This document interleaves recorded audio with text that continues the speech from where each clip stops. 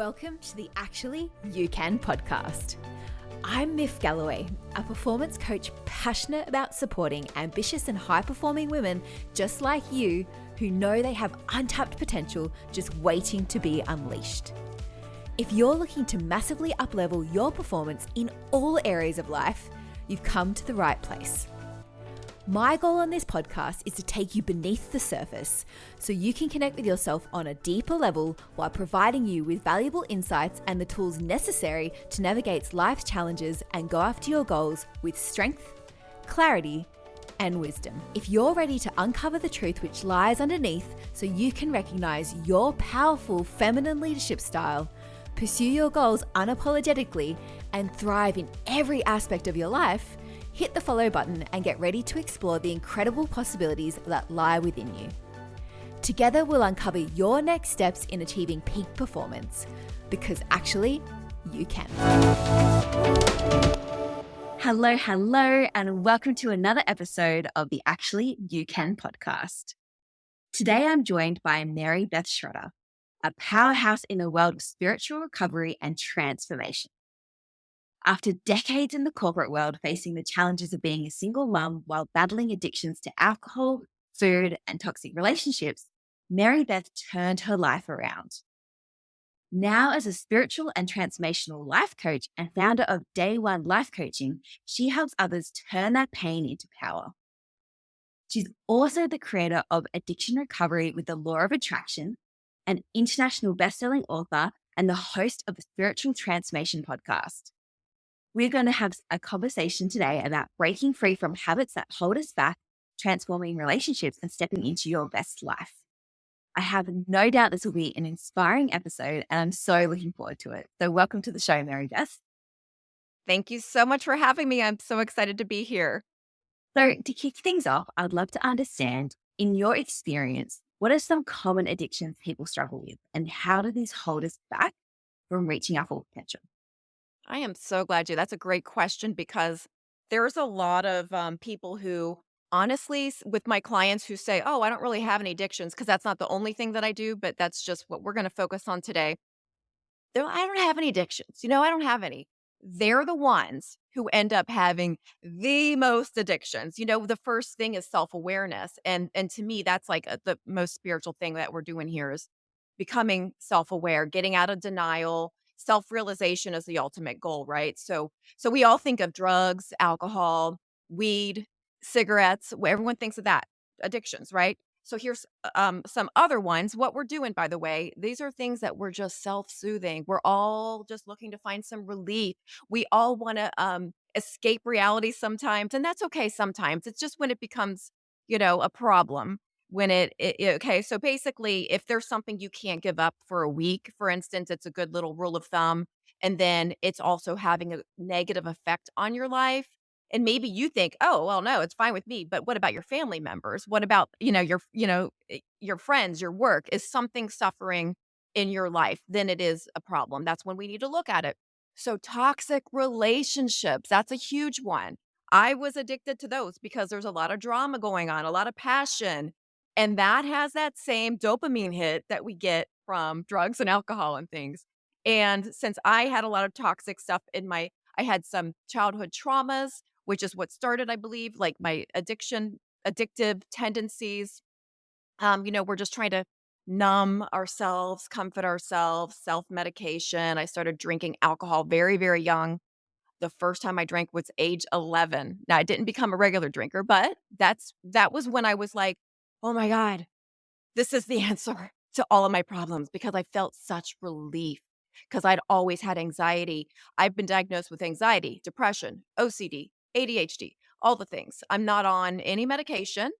I have tons of energy, but I don't need to medicate. I found ways to manage my emotions through spiritual recovery, actually. So we got the toxic relationships, food. Food is huge. I get a lot of clients with, especially sugar. Guys, don't be so hard on yourself because food is actually made to be addictive, especially this processed and ultra processed foods that's being sold everywhere today. especially United States where I live is worse than other countries. But that fat and sugar combo is intentional. It is the most addictive thing. So don't beat yourself up. You're addicted to it. It's hard to eat only one because it's addictive. Shopping even, and that sounds like, "What? Shopping? That's no big deal." But listen, if it's affecting like, you're spending money that you don't really have, and it's affecting your family or just yourself, if even if you're single, I mean, that's gonna get you in debt, and that can turn into a huge problem. Work can be a huge addiction. We downplay that. I got involved. So, since I have, like, the addict brain, I've basically had most of these. So, work addiction, overthinking, negative thinking, these negative thought loops that we're having, those obsessive thoughts, a lot of times, you wanna medicate that away, guess what?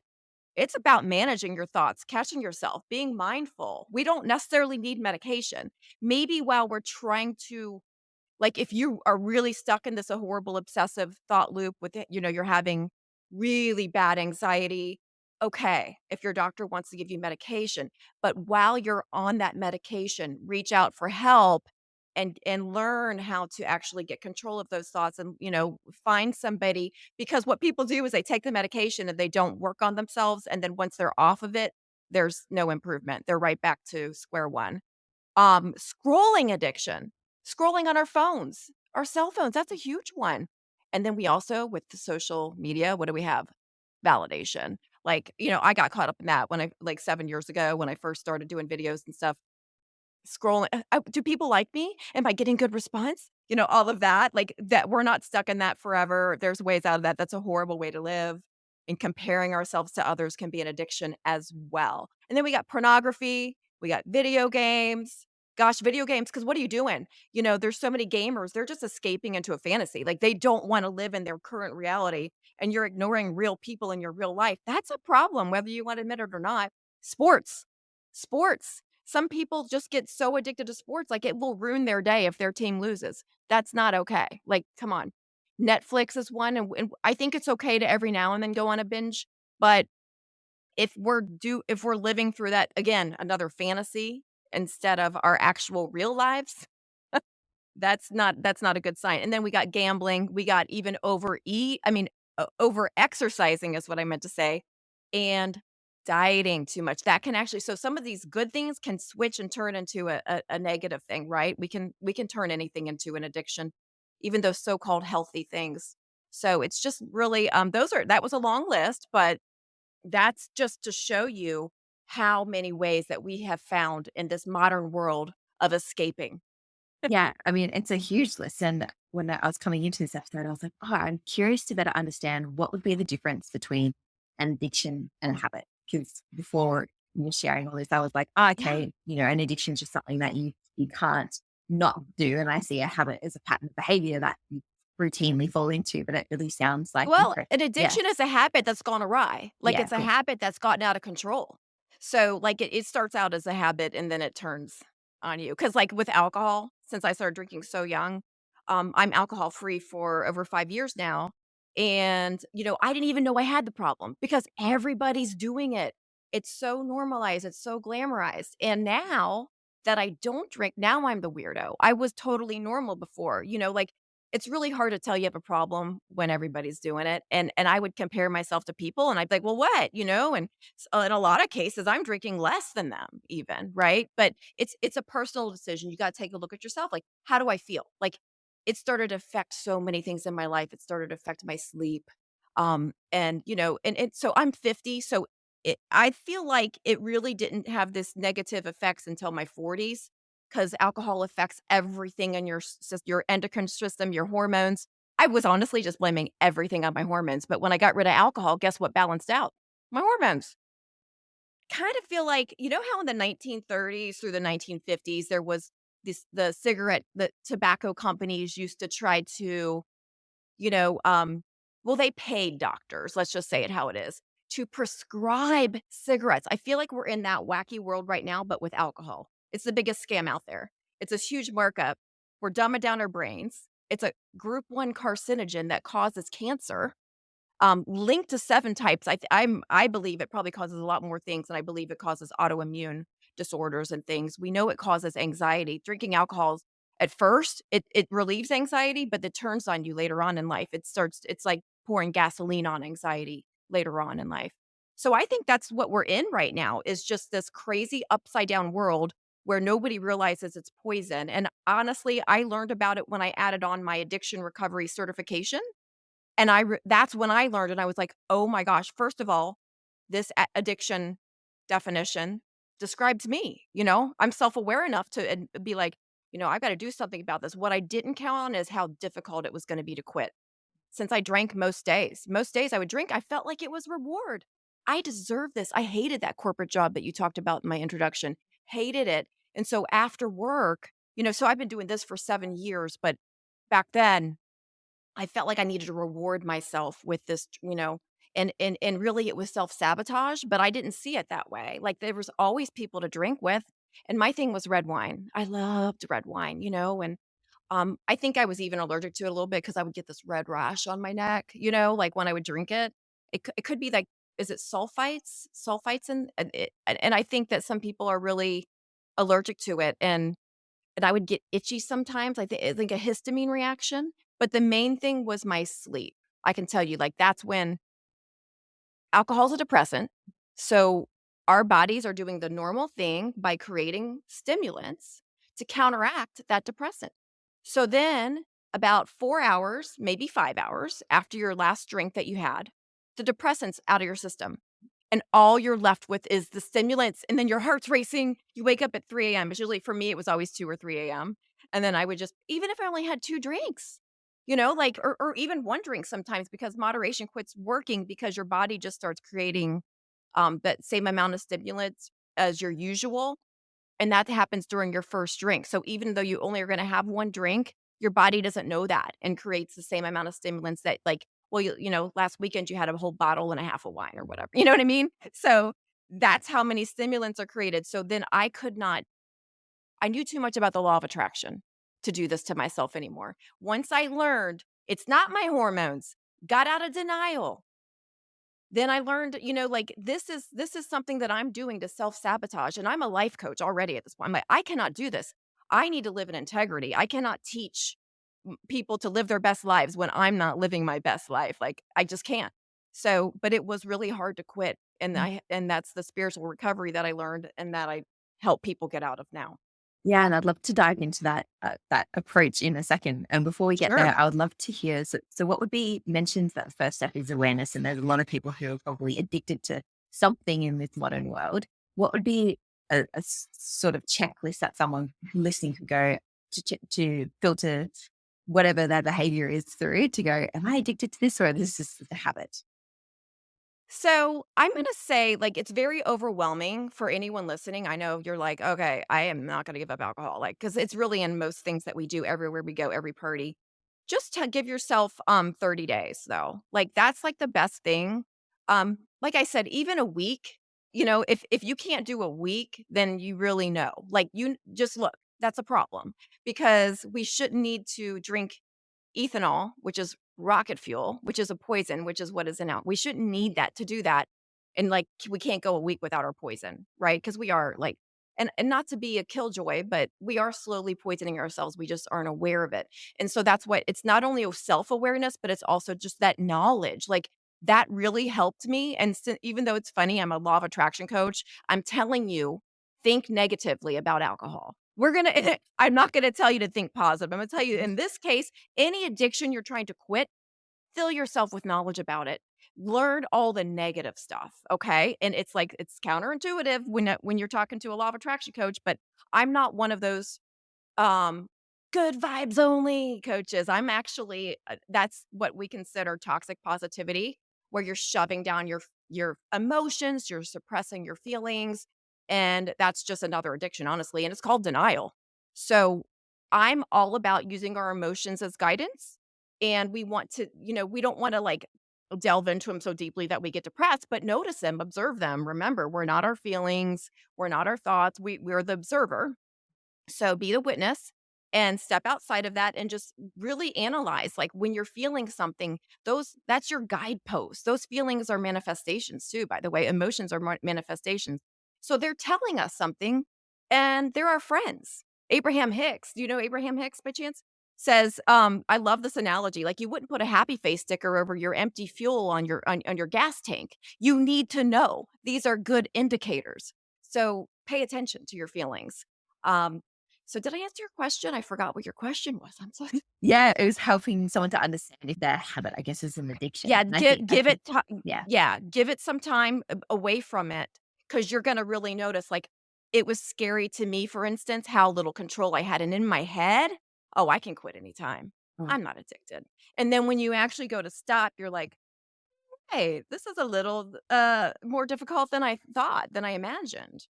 yeah. And to your point, it doesn't necessarily have to be alcohol. It can be something that is seemingly harmless, right? Like I know for me, it was social media, and I would justify it going, "Oh, maybe this is Ooh. not social media. I'll just scroll and I'll just It's for I'll work. check it." Yep. Yeah, and it wasn't until I put some blockers on my Oh, I apps did that there, too. yeah, that it really highlighted to me how many times I would reach for my phone just Mhm. to fill a void or to be like, "Oh, I'm bored," or "I need a hit. I'm feeling a bit sad. I'll just distract myself." And It's it a was really dopamine enlightening. hit Yes, too. We get 100%. dop so I still struggle with that one to where, like, I know myself enough to where I don't do the block stuff, but I put my phone in another room Yeah, when I catch great. myself. So we get good at catching ourselves Yeah, in these patterns, and the whole goal is interrupting these patterns, yeah. right? Because the thing is was most of this stuff is subconscious, and by definition, we're not aware of it. So that's what the healing comes in, making all this subconscious stuff conscious, because most of us, we're just living on autopilot, doing the same stuff from the day before, thinking the same thoughts, driving to work the same way, driving home the same way. We go on walks, we do all the same. So we really want to start, about neuroplasticity, I'm sure. Yeah, we can change our brains, but we got to actually go out of our way and take that action and do things differently and talk to other people, because it's really hard for us to see ourselves. It's easier for us to see other people's patterns and maybe their flaws or whatever it might be, or their habits, but we don't see it in ourselves as much. So that's why it's good to hire a coach, maybe get a therapist, maybe someone else who could see you. And always make sure you are with someone who has been where you are. Because a lot of times a therapist or even a coach, like, I don't teach anything that I haven't been through myself. I don't know how people do that. So just find somebody who's been through that darkness and has gotten out to the light. And if like for me, it feels mandatory. Like it's an obligation for me to teach this stuff. Like I couldn't live with myself if I didn't help other people get out of these things. It's so common. And people just don't even realize they're addicted for the most part. Yeah, and it's to your point, it's so important for those reasons for coaches to have coaches too, because you can't often pick up your own shit. Like you can Oh, see it in other people. I had Yeah, definitely it's right. hired coaches. That's how I knew I wanted to be a coach. Yeah, It's so awesome. And with therapy, I am not dogging therapy at all, but for me, it didn't work as well for me because it kind of even goes against my spiritual belief system, because you're always in the past, dwelling, dwelling, dwelling. And I think we do need to, like, even in coaching, we will get into somebody's past a little bit, but we don't dwell there and stay in that old story, that old energy, because we need to shift our energy.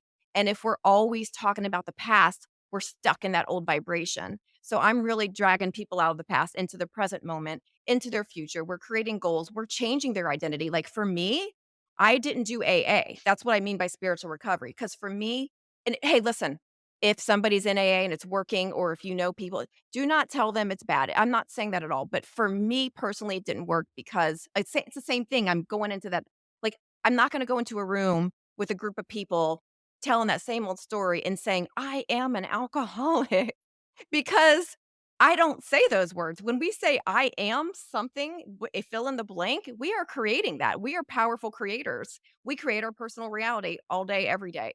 This is all with our thoughts and mainly our feelings. It's more of a feeling vibrational universe than just only our thoughts. That's why things don't change that much. If we're just trying to say positive affirmations, but we don't really feel it, we got to have that alignment going on.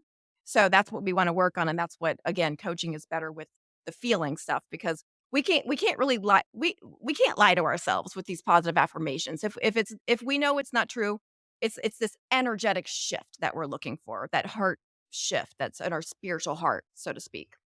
So yeah, yeah, it's a lot about just a lot about shifting, and I couldn't do that. So I say I'm a person who used to have an unhealthy relationship with alcohol, but I no longer do. That's how I say it. So I don't say I am, I don't even want to say it again because it makes me cringe.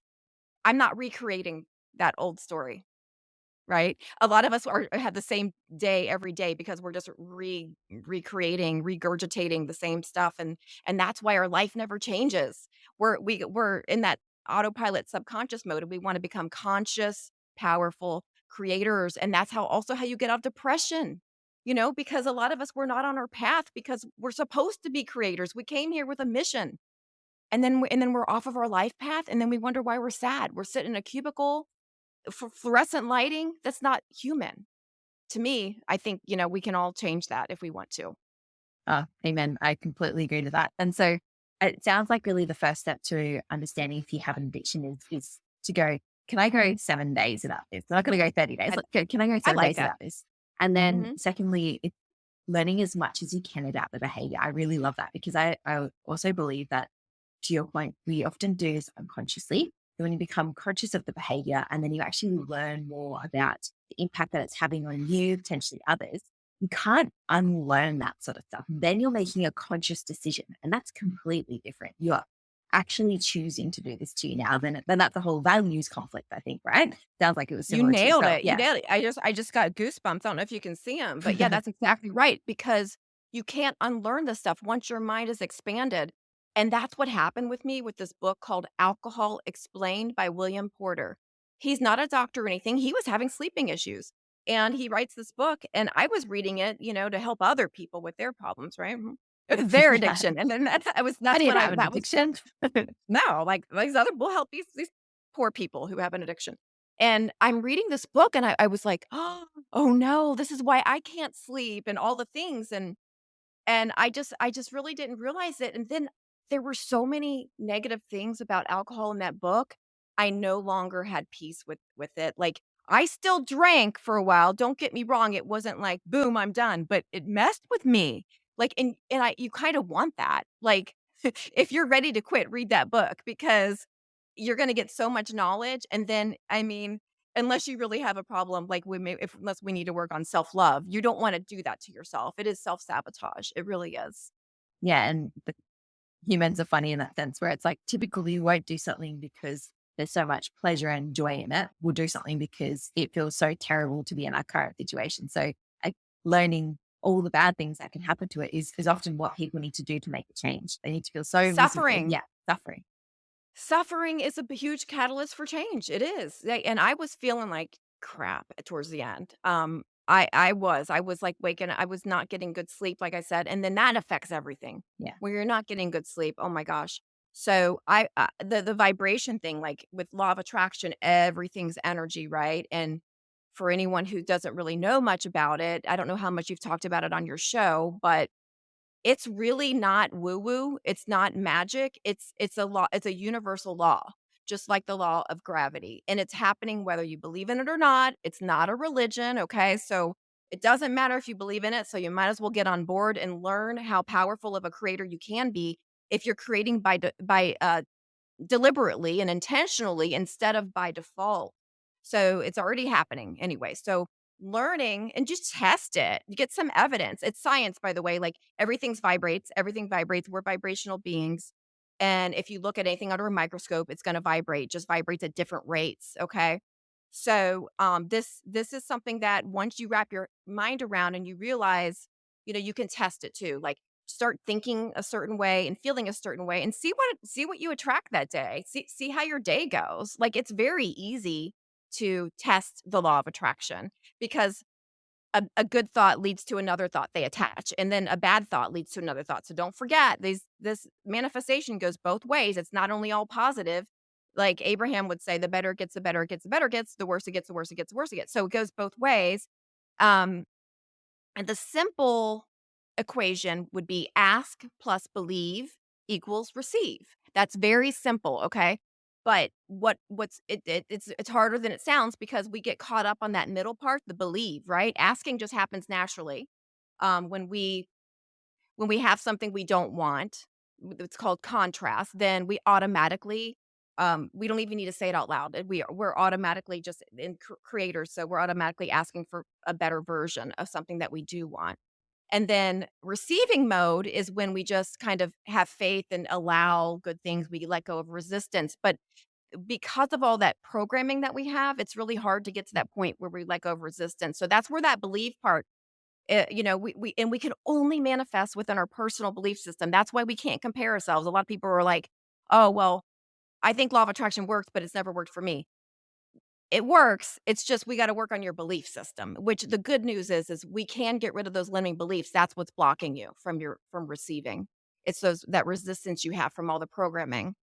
And our point of attraction formula is so all of our because everybody has a set point of attraction. So you got all of your programming and your beliefs from birth up until now. That's included. So you can see how personalized that is. It's different for everybody.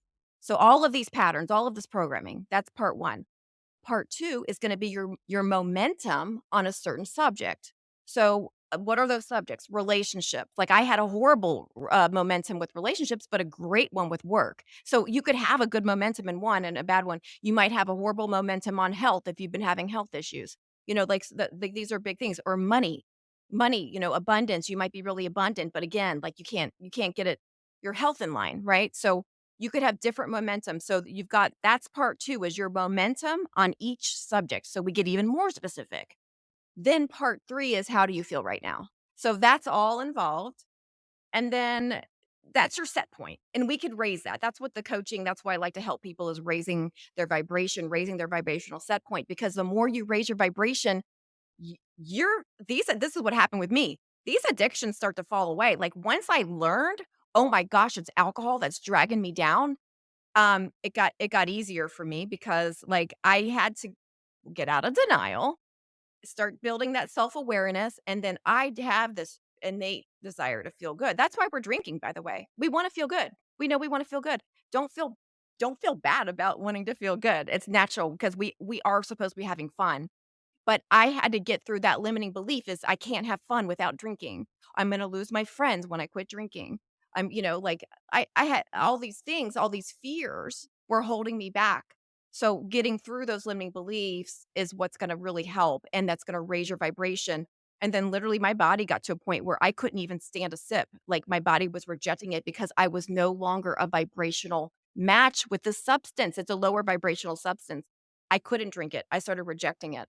So when we raise our vibration, our addictions are no longer a match with us and they do fall away. And a lot of people are going to say that's BS, but it's daily work. It's daily work because guess what? We got to raise our vibration every day. It's not like earning a degree, which is another Abraham Hicks. I love quoting because they say it the best way, in my opinion, best teachers. Abraham Hicks, it's not like a degree you get and you get to keep. Just like you don't go to the gym and say, "I've got my perfect body now. I'm done." You continue to work at it. You continue, and I mean, I'm sure that I can still get my vibration higher and higher and higher, like I don't think we're ever fully healed. I think we go to our deathbed still working on things, Oh, I do. I think because like I'll get triggered sometimes, but I just look at it differently. Like I love it. Like this is showing me and, something that has power over me still. Like, "Ooh, thank you for bringing that out so I can fix it." Like, because I don't want anything to have this power over me anymore. yeah, 100%. My first reaction to that sort of stuff is my ego is like, ugh. And then I'm like, fuck yeah, and something to work on. I agree. Like, let's say it's social media and I get a comment because I get some haters and Yeah. people making fun of me because there's people who still don't realize the law of attraction, they think it's a religion or a woo-woo. So, I'll get a lot of haters. I get people who tell me I'm going to hell, and, like, they just simply don't understand it, yeah, because they think it's not Christian or something, and so that's what they say that and I'll get triggered for a second, or I'll wanna over-explain, and I've learned not to do that because not everybody's my audience, and that's okay, right?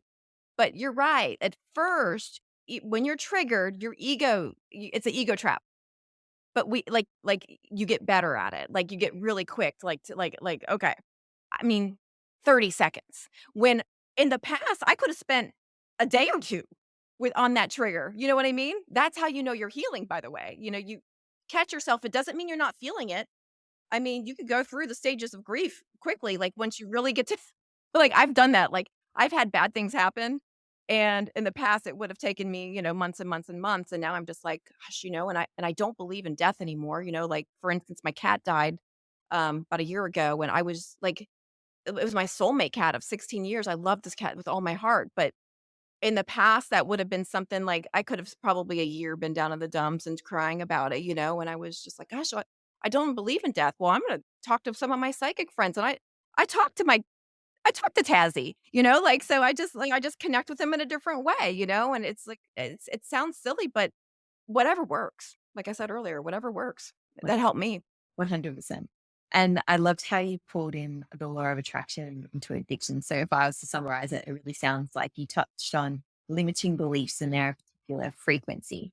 And so it's like we need Mhm. to change our beliefs and what we truly believe to work that equation of the ask plus believe equals receive. So we work on our beliefs, raise our vibration, and then the stuff that isn't on that same vibrational wavelength ends up falling away, or we just feel so uncomfortable doing it because it's just not a match for us anymore. Yeah, and there's so many, like, so, like, what raises my vibration is gonna be different than what raises your Yeah, cool. vibration, you know what I mean? We gotta figure out what works for us, and we gotta remember to have fun in our days. I think a lot of us forget that, like, to lighten up. I Yeah. think lighten up in our days. We get so serious as we get older. We're gonna be more childlike again and more playful, and that's like huge. So whatever puts you in that frequency, do more of that.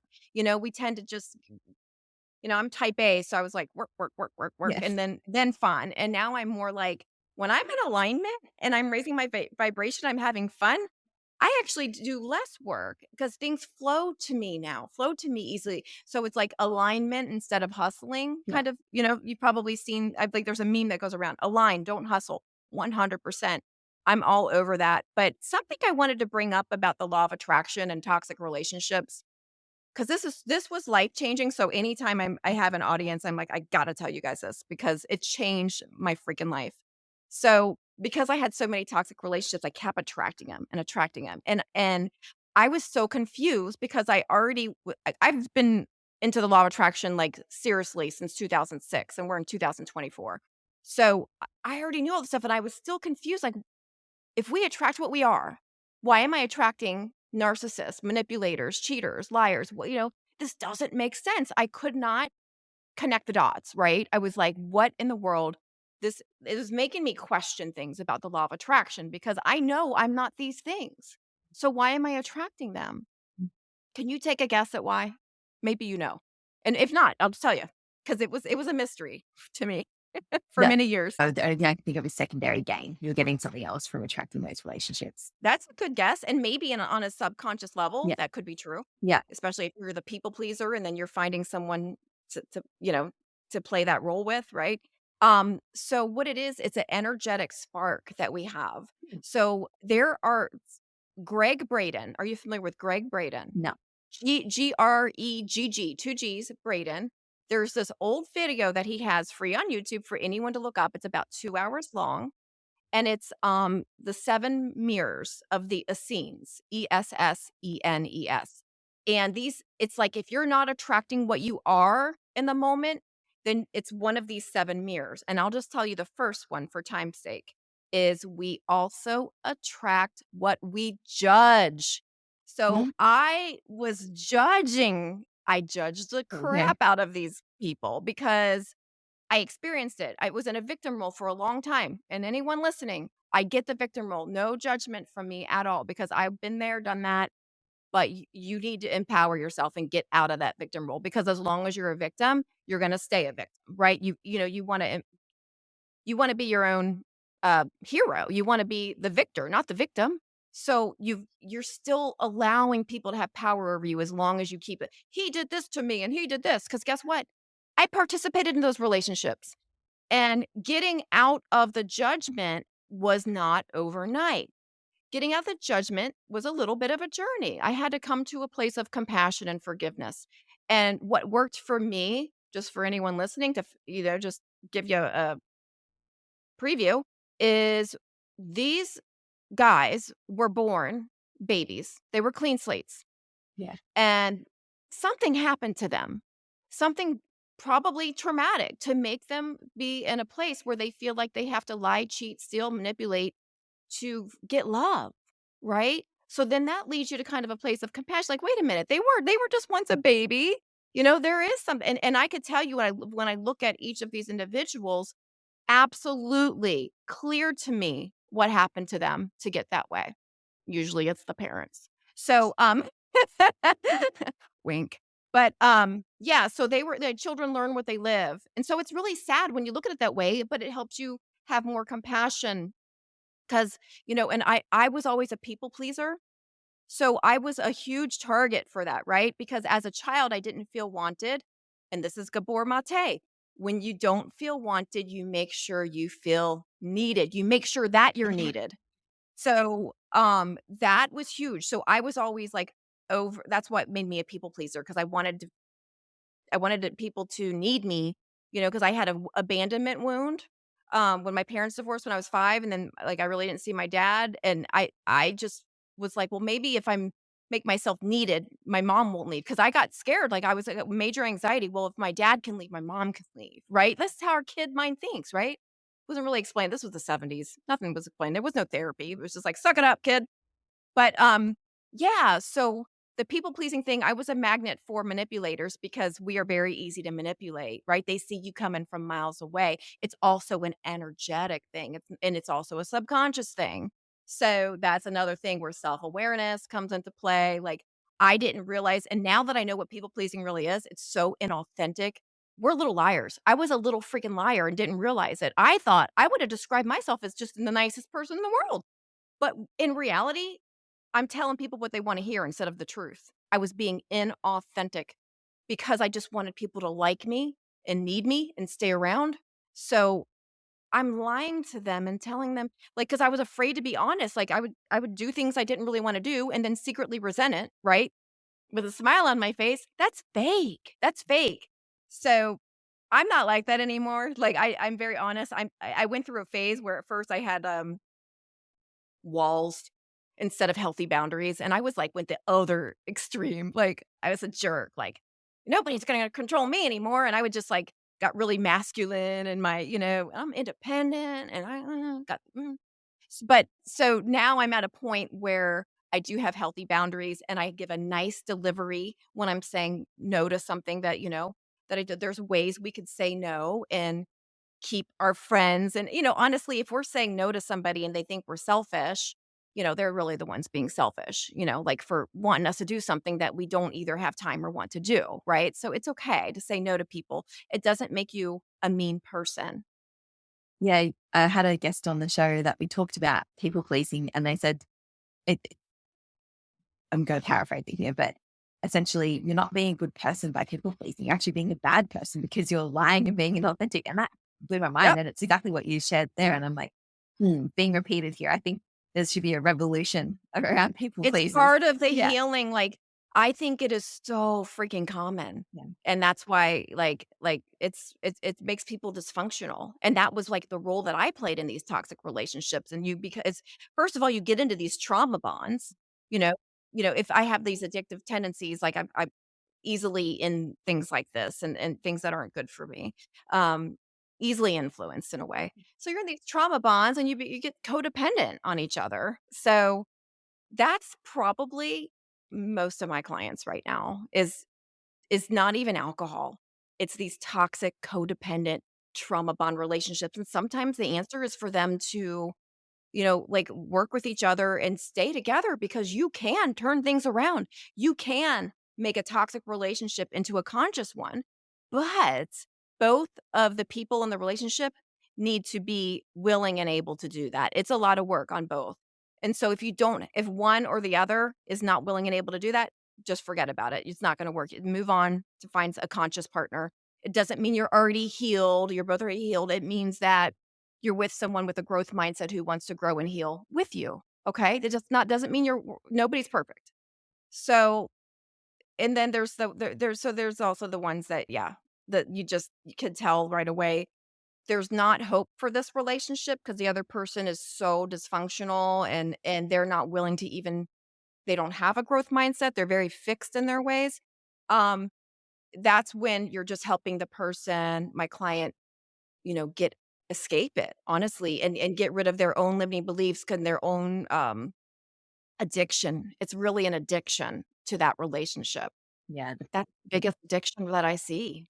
Yeah. It And I can really see why, because I think from, I guess, a human needs point of view, we all crave connection, whether it's a good Mhm. connection or a bad connection. I actually like what you said.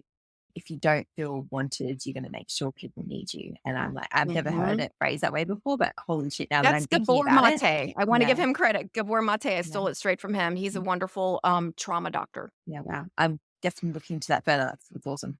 Mhm. And you're the founder of Day One Life Coaching. And so I'm interested to hear, what does day one mean to you? And what is the significance of that in overcoming of addiction? Yeah, so there's a day one for everything, right? Whether it's quitting an addiction or starting in something new and positive, there's always a day one. And then on my business cards, it says day one or one day, you decide. And that's kind of like a common phrase, like when it comes to addiction. So I couldn't believe, 7 years ago when I started my business, that I couldn't believe that nobody had that. Like, I'm like, day one life coaching's available. And then somebody now has day one with the number one, you know? But so, yeah, but still, like, there's room for all of us, right? But yeah, but that was where I got the name, is just like day one. Like, when you're starting, like, coaching with me, this is your day one. You always are gonna have a goal to reach. Um, and it could be quitting something, or it could be just starting like life career, you life path, career. Like, a lot of people come to me, they're just feel stuck and stagnant. They don't know what they want to do.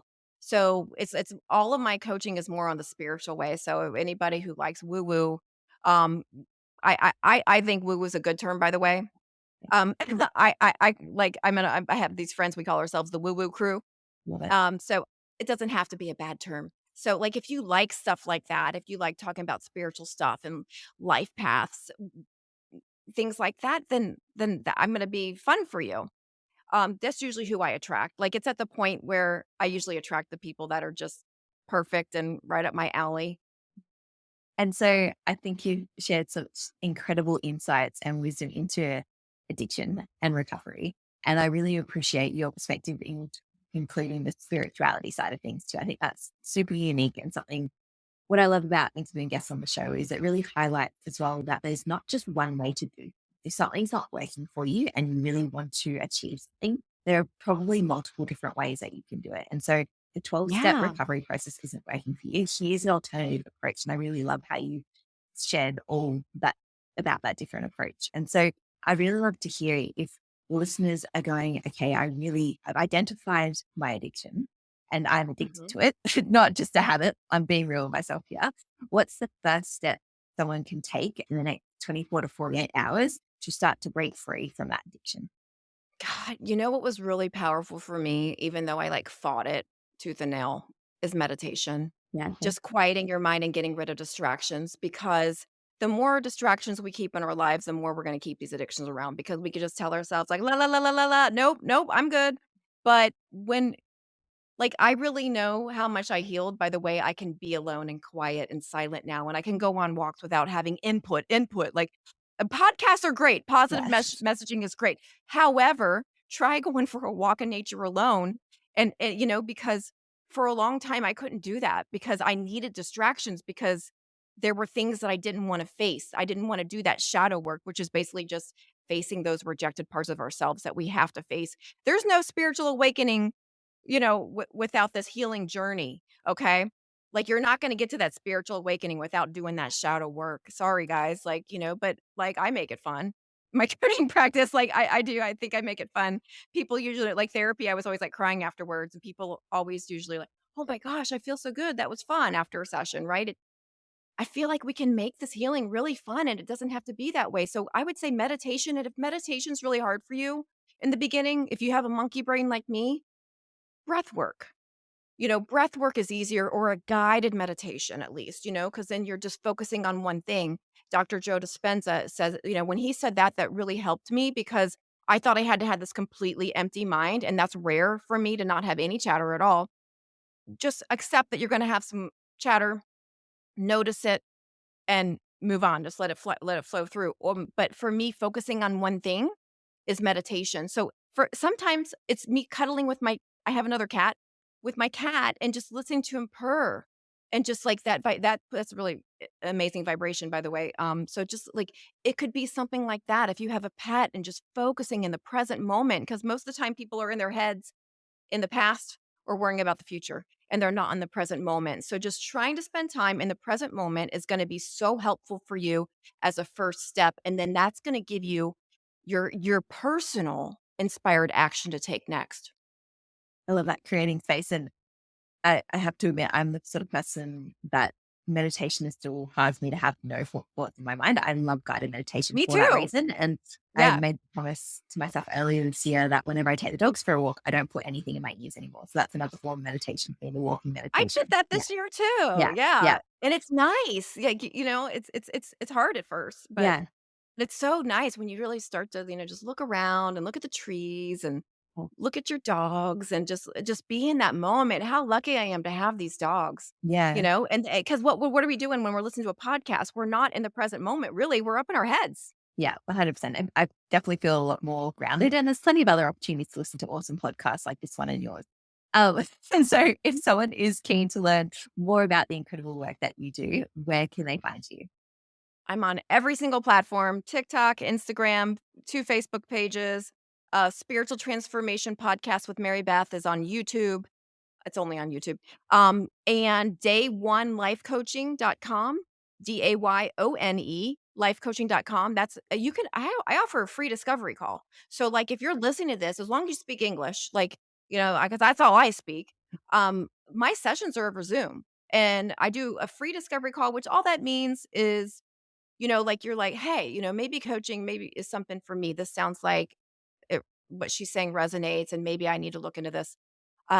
It's just a Zoom call with me for free where you tell me a little bit about what you're doing. I tell you a little bit what I'm doing. We decide, hey, are we a match?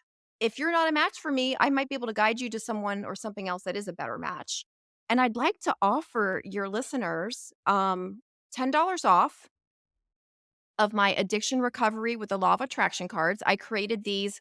It's got all the techniques I use to quit my addictions and begin better habits, because we got to replace those old habits with good ones, you guys. We have to. Because you're going to have extra time, especially when you quit drinking. There's going to be a lot of time on your hands. So the coupon code I will use in honor of your podcast is YOUCAN, YOUCAN, all one word. $10 off of these cards on my website. Amazing. I'll put those details in the show notes. And that discovery call could also be the great first step of awareness too. Absolutely. So, nothing to lose. So thank you so much, Mary Beth, for your time today. It's been an absolute pleasure. And I look forward to unleashing this on the world. Thank you. Thank you so much for tuning in to today's episode. I hope this was helpful. If you thought of someone while listening to this podcast, I would be so grateful if you could share this episode with them. While you're doing that, please also take a moment to leave a review on the podcast if you haven't yet already. It takes less than a minute and it means so much to me and helps this podcast to reach more people just like you. Thank you so much for that, and I'll see you in the next episode. In the meantime, go out and achieve every dream you have, because actually, you can.